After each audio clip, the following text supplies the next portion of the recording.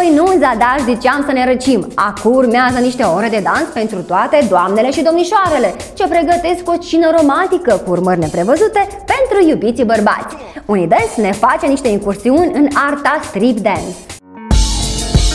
Sport, dansuri și sexualitate. Toate astea se îmbină în noua linie Unidance, mânuită cum trebuie de rusoaica Ana Emilina. Bruneta focoasă a adus în clubul de fitness Energy stilul de viață de care are nevoie fiecare domnișoară. Два стиля. Первое, преферирующее, это скорее хип-хоп. Mai aproape de inimă am două stiluri de dans. În primul rând hip-hop și în al doilea rând este mai mult ca un hobby strip dance. Любимое просто занятие это стрип dance. Nu înțelegem noi ce e strip dance și, ca să nu ne ducă capul la nebunii, vrem să aflăm adevărul de la prima mână. Характеризовать, попытаться это в двух словах, это...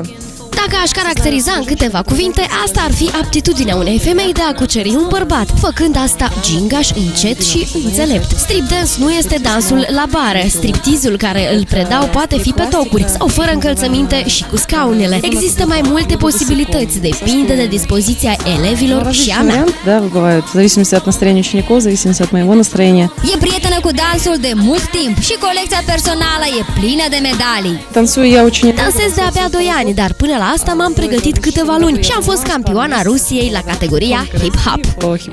La prima impresie nu am zice că în spatele Anei stau câțiva ani de sport adevărat. До этого занимался совершенно другим. Până la asta am făcut alt tip de sport. 12 ani schiam pe distanță mare, dar iubesc să dansez și apropiații îmi ziceau că dansez frumos. A avut noroc iubitul Anei, dar mai e o întrebare. Mai are timp de relații intime cu așa grafic arhiplin?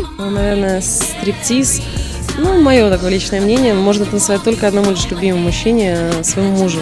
După părerea mea, striptease îi poți dansa doar persoanei iubite, soțului. Размениться по мелочам, это сугубо мое личное мнение, поэтому я считаю, что... Poți să flirtezi, dar niciodată să nu depășești granițele bunului simț și respect dintre un bărbat și o femeie. Которая называется уважением и адекватным отношением между мужчиной и женщиной. Tot timpul mi-l dedic muncii mele și nu prea îmi rămâne timp pentru viața mea personală.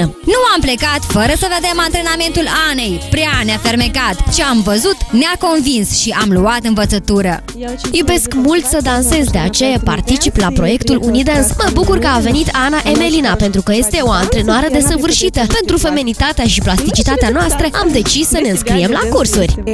Acest stil de dans îmi este aproape pentru că este foarte feminin, ne descoperă ca femei din interior și ne oferă grație și eleganță. Descoperă femeia din altă perspectivă. Совсем с другой стороны.